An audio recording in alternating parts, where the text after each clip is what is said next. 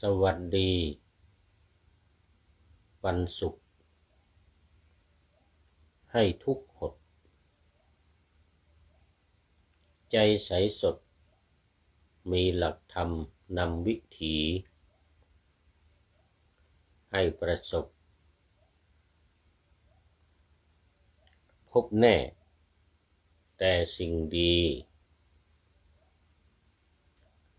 วันศุกร์นี้ให้ร่มเย็นเป็นสุขใจแม้ต้องการสิ่งใดให้สมหวังให้สมดังตั้งเจตสำเร็จได้ให้ปราศทุกข์ปราศโศกไร้โรคภัยให้สดใสไม่ขุ่นข้องหมองลึกดีขอให้มีเมตตาธรรมนำดวงจิต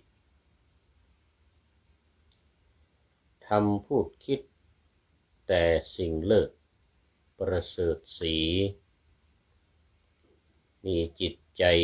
แผ่เผื่อเอื้ออารีนำชีวีให้ร่มเย็นเป็นสุขเอ่ยขอถวายความนอบน้อมแด่พระรัตนตรัยมีพระพุทธเจ้าเป็นต้นขอถวายความเคารพพระมหาเถระพระเถรานุเถระเจ้าคณะพระสังฆาธิการทั่วโลกมีพระเดชพระคุณพระธรรมเสนาบดีเจ้าคณะภาค7วัดพระธาตุดอยสุเทพเป็นต้นและขออำนวยพรแด่ท่านผู้ฟังท่านผู้ชมสาธุชนพุทธบริษัททั้งหลายวันนี้รายการนาวาวังทองของวัดพระธาตุดอยสุเทพออกอากาศทางสถานีวิทยุ2 แห่งคือสถานีวิทยุพระพุทธศาสนาแห่งชาติและจริยธรรมวัดพระธาตุดอยสุเทพระบบ FM 96 เมกะเฮิรตซ์มีพ่อครูวันลบนามวงพรหมเป็นผู้อำนวยการอาจารย์พระมหาประสิทธิ์ประสาธิโกเป็นหัวหน้าสถานีและอาตมภาพพระครูปริยัติยานุศาสตร์เป็นผู้บรรยายเป็นประจำทุกวันศุกร์เสาร์และอาทิตย์3 วัน 5 เวลาคือ7:30 น.ถึง8 นาฬิกาและ13-14 นาฬิกาในวันศุกร์และวันเสาร์เฉพาะวันศุกร์และวันเสาร์นะตอนบ่าย13-14 นาฬิกา2สถานีวิทยุเพื่อการศึกษาพระพุทธศาสนาและวัฒนธรรมวัดฝายหินตำบลสุเทพอำเภอเมืองจังหวัดเชียงใหม่มีพระครูสมุวิสุวรรณวรกิจโจเป็นผู้อำนวยการนำออกอากาศเวลา17-18 นาฬิกาในวันพุธ14-15 นาฬิกาวันศุกร์และวันเสาร์และ15-16 นาฬิกาวันอาทิตย์4 วัน 4 เวลาภาคบ่ายทั้งหมดสำหรับวันนี้ก็บันทึกเสียงล่วงหน้ามา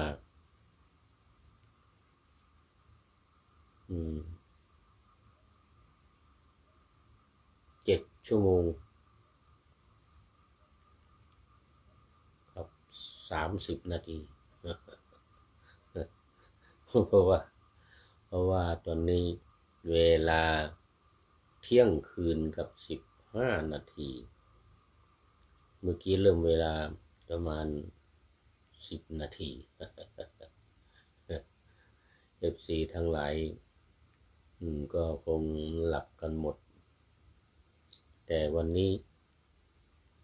ผู้พูดนอนไม่หลับ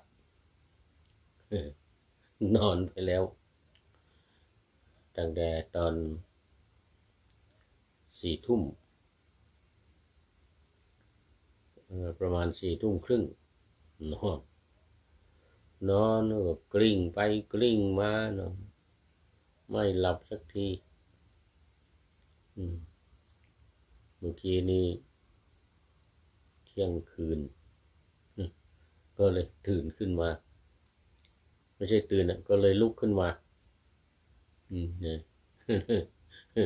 ลุกขึ้นมาปรากฏว่าเป็นวันใหม่แล้วเป็นวันศุกร์ก็เลยสวัสดีวันศุกร์ไงวันนี้ ปะหน้าธรรมะเลยสวัสดีวันศุกร์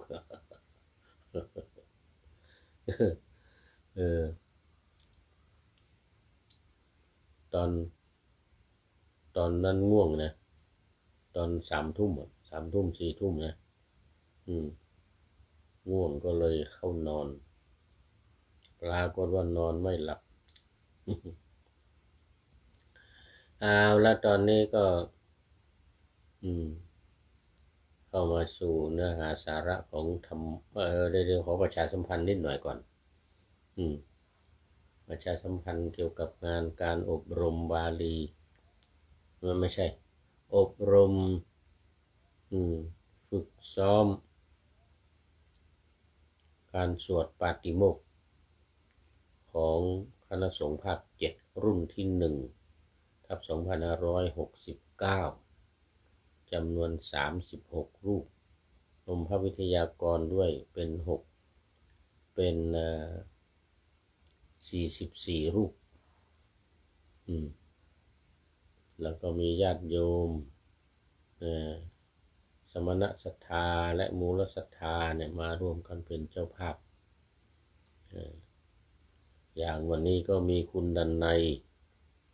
คุณธนงจิตคุณปรียาดาทะพิงแกและครอบครัว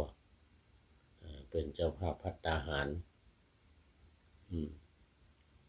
3,000 บาทแล้วก็มีคุณคุณรัชยาภูรีวรานนท์คุณวิชัยเมฆาลัยพร้อมครอบครัวและลูกหลานอันนี้เป็นเจ้าภาพน้ำปานะสำหรับน้ำปานะนี่ก็ 1,000 บาท2พระครูประหลัดอมฤตพุทธสโลผู้ช่วยเจ้าอาวาสวัดพระบรมธาตุดอยสะเก็ดพระบรมธาตุดอยสะเก็ดอาจารย์พระครูประหลัดอมฤตพุทธสโลนี่น้ำปานะและร่วมถวายภัตตาหารอีก 1,000 บาทร่วมถวายภัตตาหาร 1,000 บาทคือเราไม่ได้จำกัดว่าจะต้องเป็นวันหรือว่าเป็นอย่างเดียวนะ 3,000 รวมน้ำปานะเป็น 4,000 อย่างนี้ก็ไม่เป็นไรคือถวายน้ำปานะแล้วก็ไปถวายภัตตาหารไม่เต็ม 3,000 1,000 บาทก็ได้หรือ200 300 500ตามเจตนาศรัทธานี่ก็เพราะว่าตามกำลังทรัพย์ตามกำลังศรัทธาก็ขออนุโมทนากับสมณศรัทธาและมูลศรัทธาคือศรัทธาญาติโยมทางภาคเหนือนี่ก็เรียกว่าสมณศรัทธาและมูลศรัทธามูลศรัทธานี่หมายถึงญาติโยมสาธุชนทั่วๆไปที่ไม่ใช่เป็นพระ ไม่ใช่เป็นเนนให้เรียกมูลศรัทธาอาจจะไม่ตรงกับความหมายที่ถูกต้องนะที่ถูกต้องก็เป็นทายกทายิกาหรืออุบาสกอุบาสิกาอย่างนี้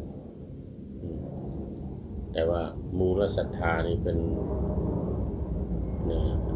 นคำเมืองเป็นภาษาล้านนาหมายถึงญาติโยมอุบาสกอุบาสิกาทายกทายิกาทั้งหลายที่ไม่ใช่พระก็ขออำนาจพระศรีรัตนตรัยและสิ่งศักดิ์สิทธิ์ทั้งหลายบรรดามีในโลกนี้จงดลบันดาลให้ท่านเจ้าภาพในวันนี้คือคุณรัชยาภูลีวลานนท์คุณวิชัยเมคาไรพร้อมครอบครัวและลูกหลาน2พระครูปลัดอมฤตพุทธสโลผู้ช่วยเจ้าอาวาสพระอารามหลวงวัดพระธาตุดอยสะเก็ดและคุณดันไนธนงจิตคุณปรียาดาทัพพิงแก่คุณดันไนคุณธนงจิตคุณปรียาดาทัพพิงแก่และครอบครัวให้ได้มีความสุขความเจริญมีความมุ่งมั่นปรารถนาสิ่งใดอันเป็นไปโดยชอบประกอบด้วยธรรมก็ขอให้พลันสำเร็จในที่ทุกสถานในการทุกเมื่อเทินนะสำหรับท่านได้มีความประสงค์จะร่วมอีกในวันต่อไปซึ่งมันมีอยู่นานจนถึงวันที่24เมษายนก็ขอเชิญติดต่อเข้ามาได้ที่ท่านอาจารย์พระมหาสกลวิโรจนกิตติปรริยนธรรม9ประโยคเลขานุการเจ้าคณะภาค7และประธานวิทยากรหัวหน้าวิทยากรในการอบรมในครั้งนี้โดยตรงที่หมายเลข091 859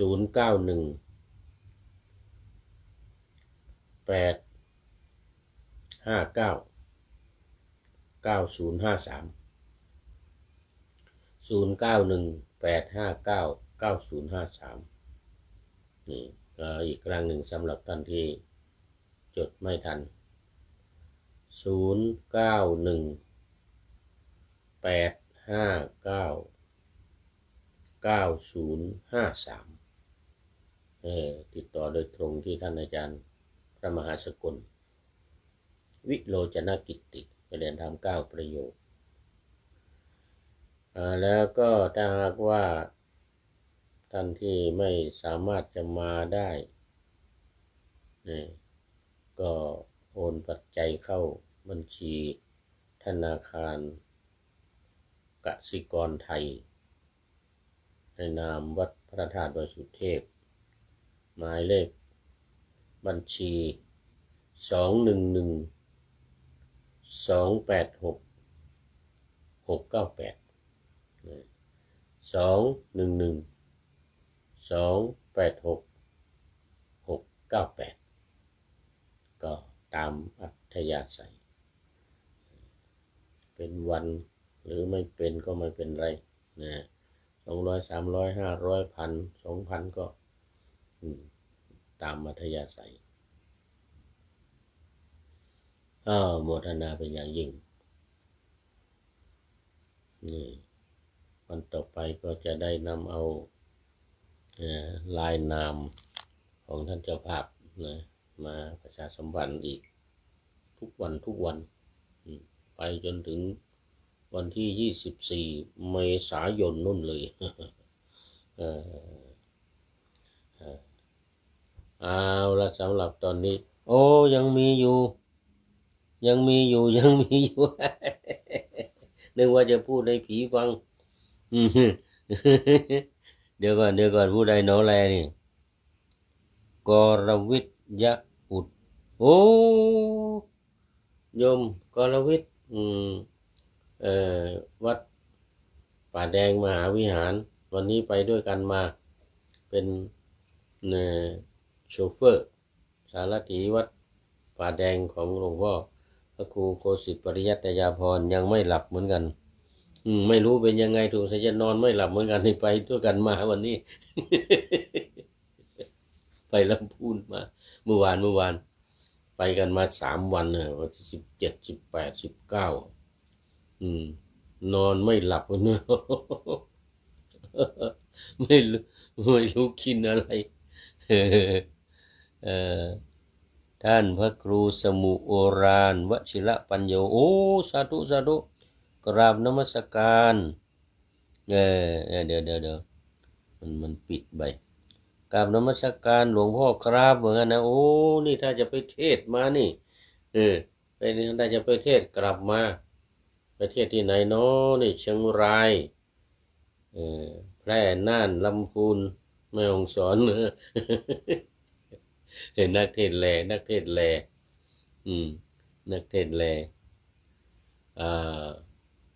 อยู่อำเภอแม่อายวัดอะไรลืมไปลืมชื่อวัดไป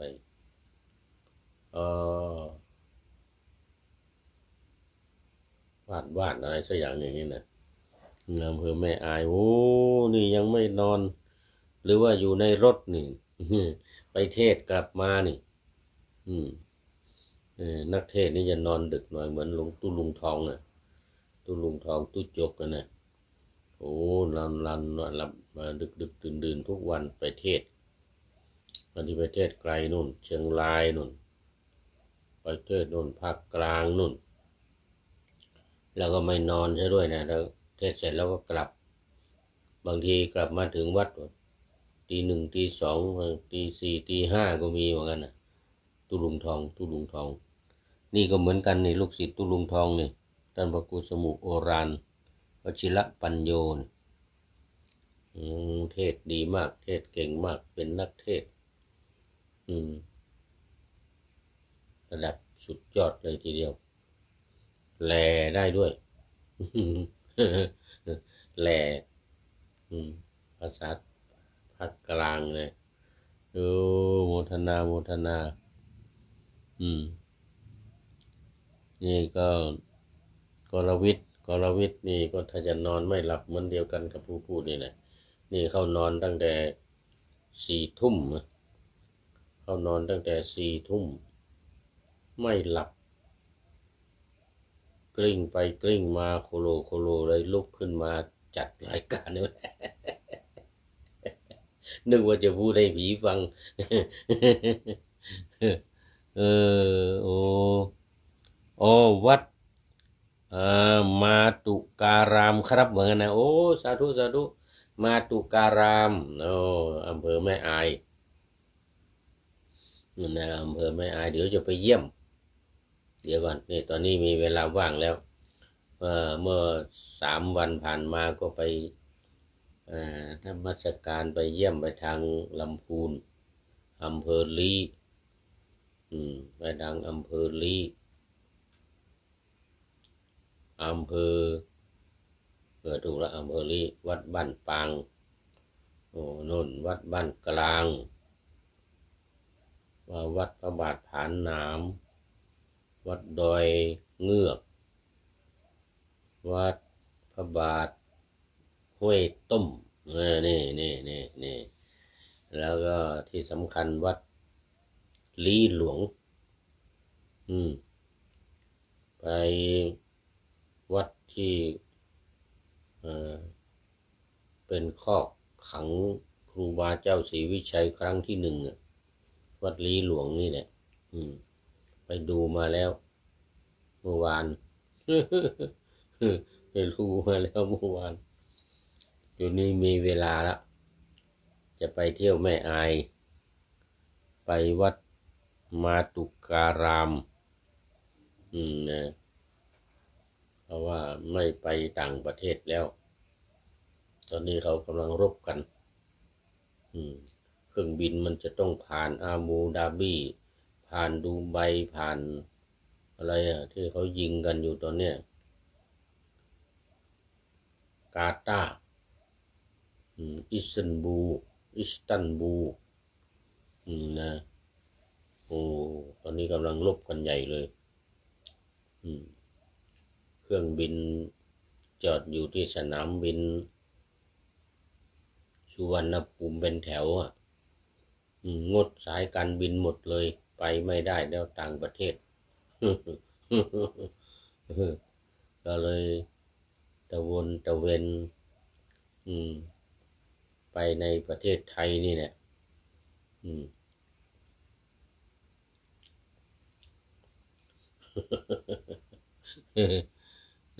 อ้าวโมทนาโมทนา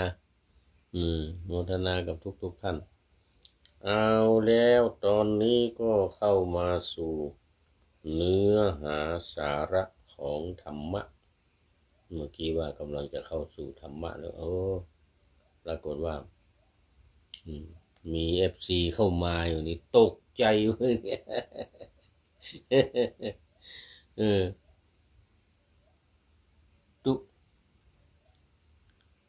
ตุอะไรเดี๋ยวตุตักก็มีนี่ครับตุอย่างตุตักโอ้ท่านกาวิลาวันโอ้ยังอยู่ ยังอยู่สาธุสาธุอยู่กับท่านโอรานนะอยู่ท่านอาจารย์โอรานเดี๋ยวก่อนลืมชื่อไปนี่ลืมชื่อไปชื่อเล่นนะตุ๊ตักนะตุ๊ตักกาวิลาวันนี่ชื่อเล่นชื่อจริงแจมลืมไปสาธุสาธุเนี่ยโอ้นี่ไม่เหงาแล้วทีเนี้ยไม่เหงาแล้วคืนนี้นึกว่าจะพูดให้ผีฟังก่อน วันพรุ่งนี้วันนี้แหละจึงนำไปออกอากาศตอน7:30 น.7:30 น.แล้วก็วัดฝายหินภาคบ่าย2 โมงถึงบ่าย3 โมงวันศุกร์วันเสาร์นี่นะแล้ววันอาทิตย์นี่บ่าย3 โมงถึงบ่าย4 โมงวันพุธ17 นาฬิกาถึง18 นาฬิกานี่นะถึง18 นาฬิกา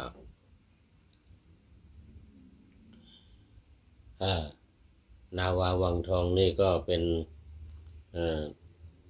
สืบทอดมาจากโครงการ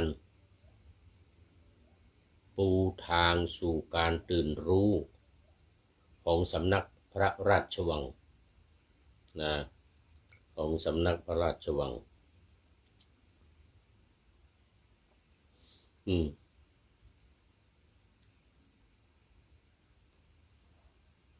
มี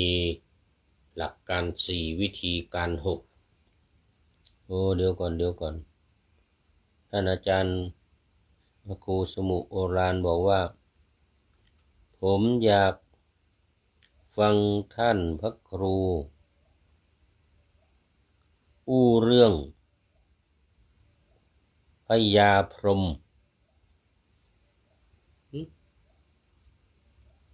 พญาพรหมอยากจะให้อู้เรื่องพญาพรหมยังไงพญาพรหมที่อยู่บนสวรรค์ชั้นพรหมนู่นเหรอ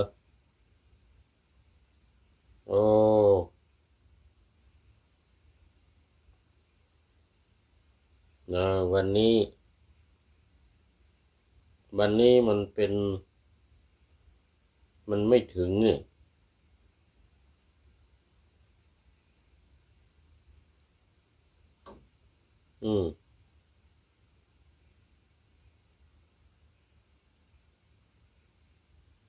อยู่แค่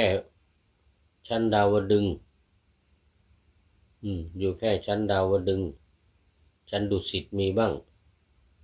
ถ้าจะพูดถึงพรหมเนี่ยท้าวผักกาพรหมชั้นพรหมนี่จะต้องตั้งแต่ชั้นที่ชั้นที่7 8 9 10ไปจนถึงชั้น16โดยเฉพาะชั้นสุทธาวาสพรหมชั้นสุทธาวาสมี5มี5ก็คือชั้น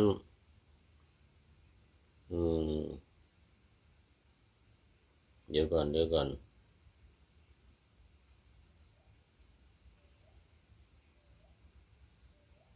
ชั้น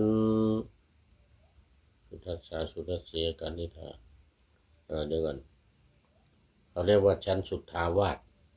เป็นพรหมที่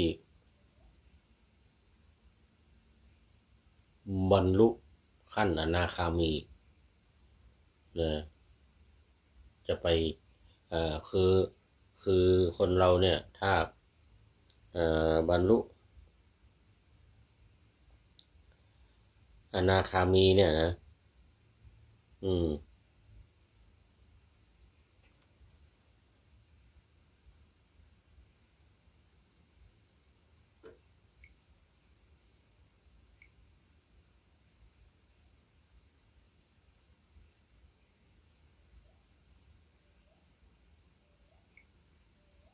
เดี๋ยวสุทัสสาสุทัสสีอาการนิธา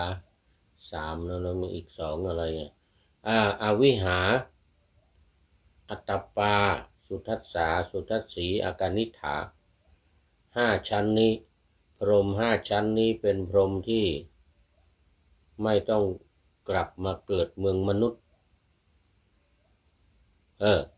ไม่ต้องกลับมาเกิดเมืองมนุษย์ต่อยอดในการบรรลุธรรมพิจารณาอุทธัมภาคิยสังโยชน์แล้วก็บรรลุเป็นพระอรหันต์หรืออรหัตผลในนู่นเลยไม่ต้องกลับมาเกิดเมืองมนุษย์พญาพรหมโวหารครับโอ้พญาพรหมโวหารพญาพรหมโวหารนี่ประวัติของพญาพรหมโวหารนี่ก็นึกว่าพรหมอยู่บนสวรรค์ชั้นสุทธาวาสนั่นนะได้พูดอีกนิดหนึ่งคือต้องเป็นพรหมที่มี4ขันธ์5ด้วยเนี่ยนะไม่มีรูปอย่างเดียวมีเวทนาสัญญาสังขารวิญญาณนะอันนี้ก็เป็นพรหมที่มี4ขันธ์รูปนั้นไม่มีอยู่แล้วนะที่ว่า4ขันธ์นี่ก็คือเนี่ยมีความรู้สึกมีเวทนานะแล้วมีสัญญามีความจำมีสังขารคือการปรุงจิตปรุงแต่งจิตแล้วก็วิญญาณคือตัวรู้วิญญาณคือตัวรู้นี่วิญญาณคือตัวรู้อันนี้ไปเกิดเดี๋ยวอันนี้ใครไปอยู่ชั้นนี้แล้วเนี่ย5ชั้นนี้แล้วเนี่ยไม่ต้องกลับมาเกิดในเมืองมนุษย์พิจารณาได้แต่ถ้ามีขันธ์เดียวคือมีแต่วิญญาณอย่างเดียวนี่ไม่ได้นะ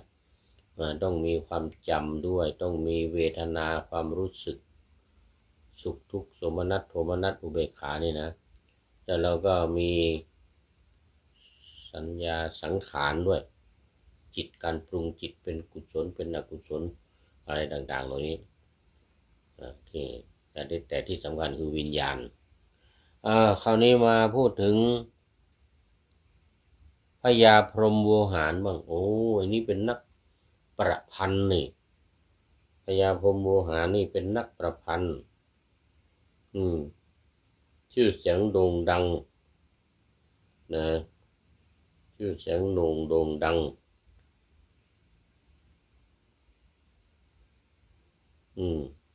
ชื่อเสียงโด่งดังแล้วเป็นเขาเรียกว่าเป็นคนลำปางนะเป็นคนลำปางแล้วก็เก่งในการเขียนโครงกาบกลอนนี่นะเก่งมากแล้วอยู่บ้านสิงห์ชัยนะที่จังหวัดลำปางเนี่ยนะเสร็จแล้วตอนบวชตอนเป็นสามเณรเดี๋ยวเอาเริ่มต้นเลยเป็นสามเณรนี่นะมาอยู่ที่วัดเจดีย์หลวงนี่ตอนนั้นเขาเรียกว่าวัดสุขมิ้นนะในเจดีย์หลวงนี่มันมี4 วัดนะเจดีย์หลวงมี4 วัดมาอยู่วัดสุขมิ้นตอนนี้มันรวมกัน3 วัดเป็นวัดเจดีย์หลวงแต่วัดสุขมิ้นเนี่ยตอนนั้นมันยังเป็น4 วัดอย่างวัดพันเตานี่วัดหนึ่งแล้วอีก2 วัดลืมชื่อไปวัดสุขมิ้นเนี่ยสุขมิ้นเนี่ยพญาพรหมเนี่ยตอนเป็นสามเณรนะมาอยู่ที่วัดสุขมิ้นนี่แหละบวชพระแล้วนะเป็นพระมาอยู่วัดสุขมิ้นนี่แล้วกลับไปที่ลำปางก็ไปลาสิกขาแล้วทำงานเป็นมหาดเล็กอยู่ในวังเป็นผู้ที่แล้วก็เก่งในเรื่องของการแต่งกลอนนี่นะแต่งอันนี้ค่ะข้าวห้ำที่ท่านพระครูท่านพระสมุโอรานเอาไปว่าเวลาเทศนะกลอนกลอนก็แต่งได้โครงก็แต่งได้แล้วครับโดยเฉพาะข้าวห้ำกำเมืองเนี่ยเก่งมากเลยมาอยู่เชียงใหม่บ้านปลายชีวิตนะมาอยู่เชียงใหม่แล้วก็เลยได้รับการแต่งตั้งจากเจ้าเมืองเชียงใหม่เนี่ยว่าเป็นพระสุนทรโวหารเดี๋ยวพระพรหมโวหารสุนทรโวหารนั่นนะสุนทรภู่อันนั้นภาคกลางพระพรหมโวหารเนี่ยคือเรื่องของเรื่องมันอย่างนี้เดี๋ยวเวลาจะหมดแล้วเนี่ยนะครับ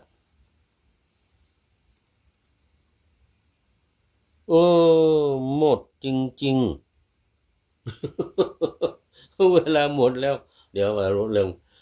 พญาพรหมให้จบหน่อยก่อนไป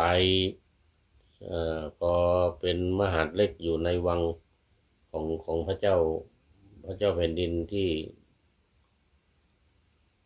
ลำปางนี่นะแล้วลำปางนี่ใช้ให้ไปซื้อช้างที่เมืองแพร่เดี๋ยวแล้วเอาเงินซื้อช้างไปเล่นไพ่ซะหมดเงินหมดเลยกลับมาไม่ได้กลับมาลำปางเดี๋ยวคอขาดก็เลยอยู่เมืองแพร่แล้วก็ไปอยู่อุตรดิตถ์ในเมืองลับแลนะเอานางสีจมเป็นภรรยาไปอยู่ด้วยต่อเลยครับนะต่อเตอะมันหมดเวลาเดี๋ยวนี่มันเกินเวลาไปแล้ว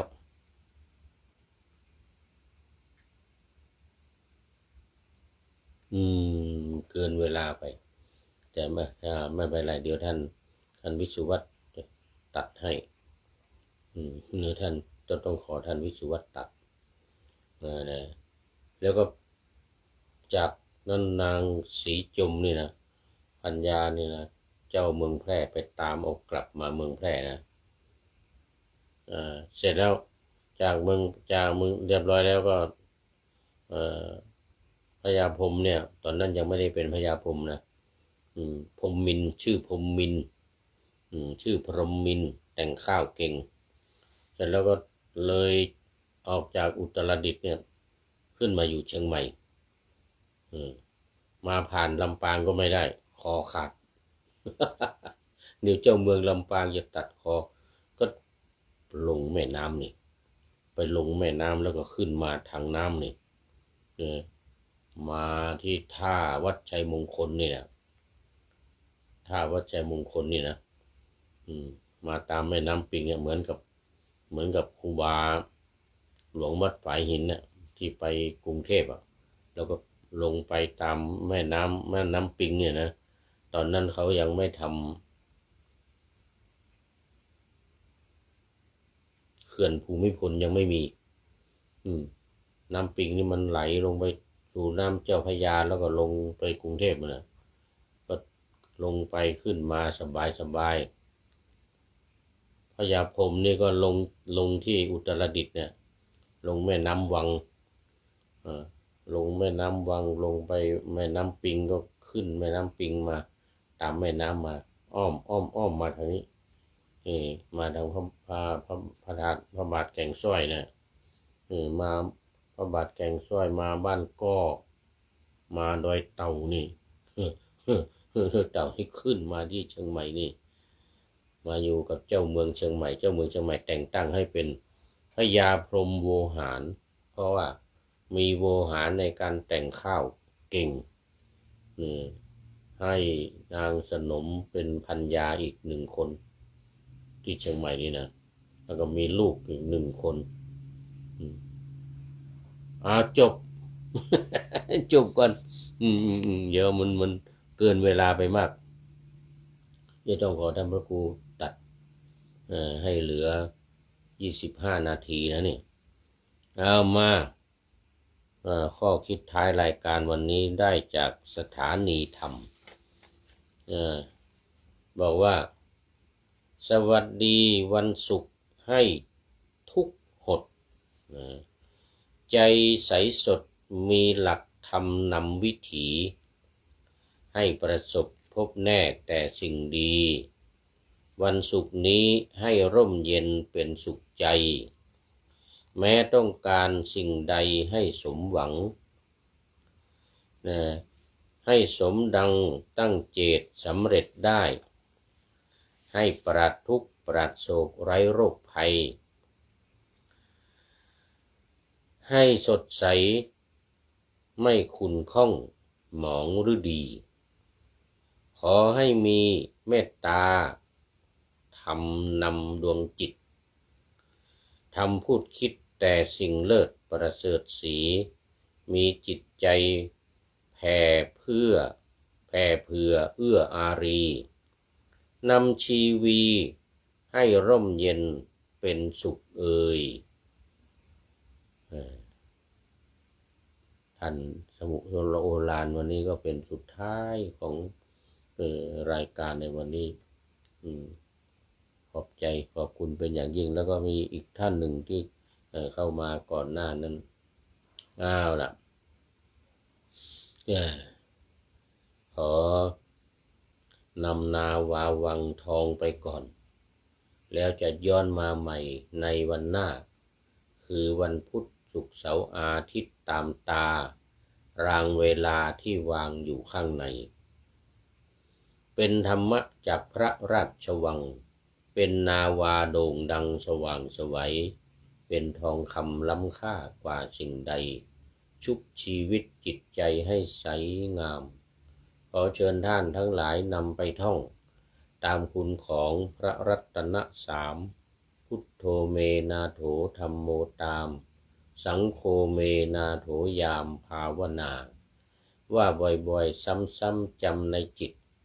จนมันติดในใจไม่หายหน้านอนนั่งยืนเดินจำทุกเวลาตั้งแต่ตื่นขึ้นมาถึงหลับไปขอทุกท่านได้ผลจากปฏิบัติได้กำจัดความทุกข์พบสุขใสพลันปลอดโปร่งโล่งสบายทั้งกายใจอยู่ที่ใดใจสงบพบนิพพานขอเจริญพร